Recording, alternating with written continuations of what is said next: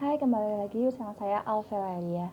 Di video kali ini saya akan membahas mengenai sistem perbankan. Oke, sebelumnya saya akan memberikan pengertian atau perbedaan mengenai lembaga keuangan dengan perbankan dalam segi pengertiannya. Lembaga keuangan merupakan suatu badan yang aktivitas atau kegiatannya itu hanya menaruh uang atau menyalurkan dana kepada masyarakat melalui perusahaan perbankan. Nah, kegiatan bukan itu aja ya, tapi dia juga harus merumuskan kebijakan dan peraturan hukum yang harus dilaksanakan oleh perusahaan perbankan lainnya. Dan tentu Lalu apa pengertian bank itu sendiri? Bank merupakan suatu badan atau perusahaan yang menjalankan kebijakan atas peraturan atau kebijakan yang telah ditetapkan oleh lembaga keuangan. Nah, untuk kegiatan perbankan itu dia memiliki dua kegiatan, yaitu menghimpun dana lalu menyalurkan dana tersebut kepada masyarakat berupa kredit. Nah, itu tuh kita masuk ke sistem perbankannya ya. Nah, sistem perbankan itu dibagi menjadi dua ya. Bank itu menjadi dua. Ada bank sentral, ada bank umum. Bank sentral, kita udah tahu Bank Sentral Indonesia adalah Bank Indonesia, di mana dia yang merumuskan kebijakan, lalu menjalankan kebijakan tersebut dan mengawasi semua kegiatan operasional perusahaan perbankan Indonesia. Tapi jangan lupa, Bank Sentral juga dibantu oleh OJK, yaitu Otoritas Jasa Keuangan, untuk mengawasi kegiatan operasional perbankan yang ada di Indonesia. Nah, terus tadi aku bilang ya, bagaimana si perbankan ini menghimpun dananya gimana, caranya gimana, terus sumber dana dari mana, lalu untuk menyalurkan kredit kepada masyarakat itu seperti apa. Oke, kita masuk ke sumber dananya si perbankan. Perbankan ini memiliki sumber dana yang cukup luas atau kegiatannya itu banyak. Pertama, untuk menghimpun dana aja dia bisa melalui simpanan giro, simpanan deposito, dan simpanan tabungan. Lalu tak hanya itu juga, dia mendapatkan sumber dananya atau sumber modalnya itu dari serangkaian kegiatan produk atau pelayanan yang dia berikan kepada masyarakat, seperti penyimpanan uang, terus pengiriman uang atau transfer, lalu bisa sebagai clearing. Oke, itu merupakan pelayanan produk dari si bank itu sendiri.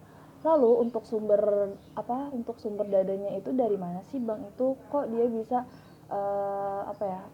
bisa menjalankan serangkaian kegiatannya. Oke, di sini sumber dana bank itu bisa dari setoran modal pemegang saham, lalu ada laba yang ditahan atau retained earnings, lalu ada cadangan laba. Nah, sumber dananya juga tadi aku sudah sebutin ya, sumber dananya juga dari masyarakat dan akan disalurkan kepada masyarakat. Lalu penyaluran kepada masyarakat itu berupa apa? Itu berupa kredit. Kredit apa? Ada kredit investasi, terus ada apalagi tuh? Ada kredit modal kerja, ada kredit perdagangan, ada kredit produktif, konsumtif, dan semuanya itu biasanya bank menyalurkan dananya seperti itu, atau disebut lending. Nah, di bank umum ini juga ada beberapa jenis sih, bukan dua aja, ada tiga.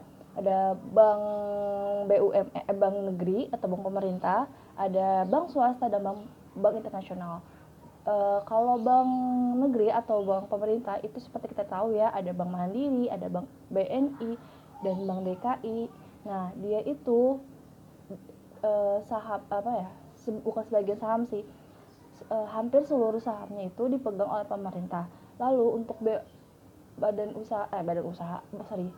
swasta itu hanya 1% berapapun, hanya bukan 1% ya, cuma hampir sebagian atau menyeluruh bank itu dimiliki oleh pihak swasta sahamnya.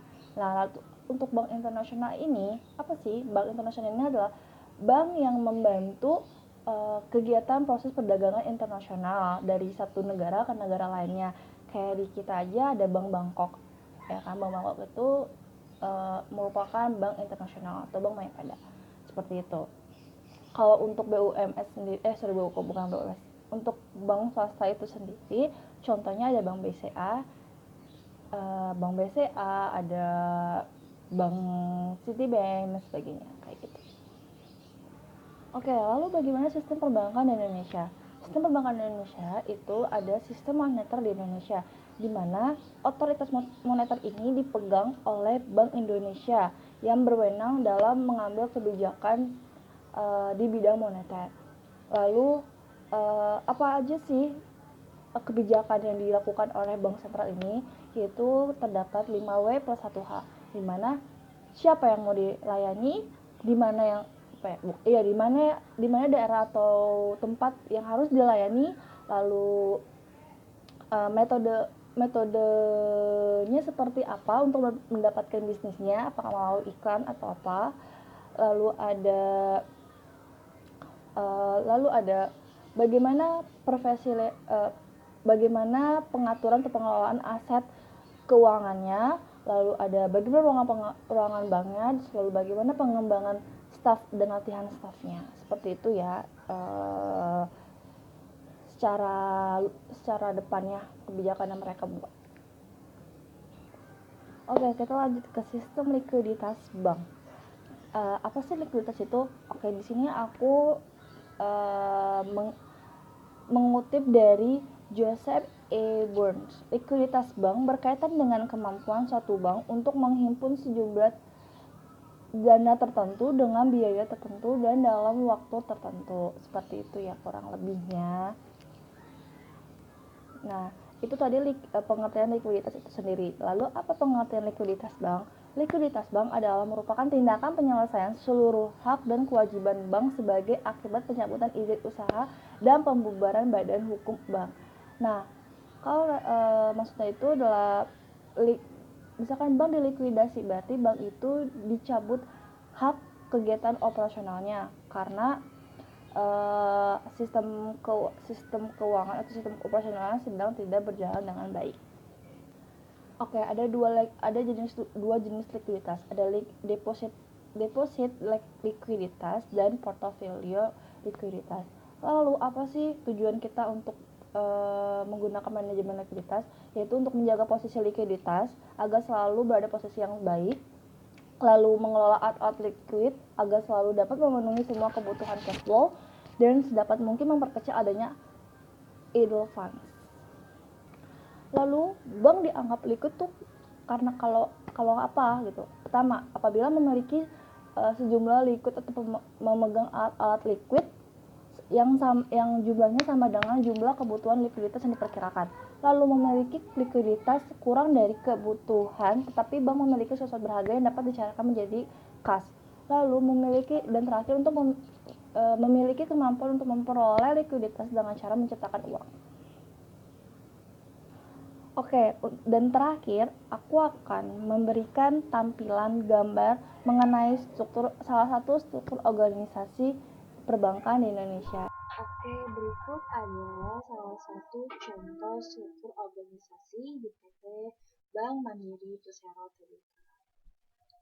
Di sini di paling atas ada grup CEO, lalu di bawah-bawahnya diwakili oleh deputi grup CEO yang melaksanakan kegiatan operasional perusahaan perbankan di Bank Mandiri Persero.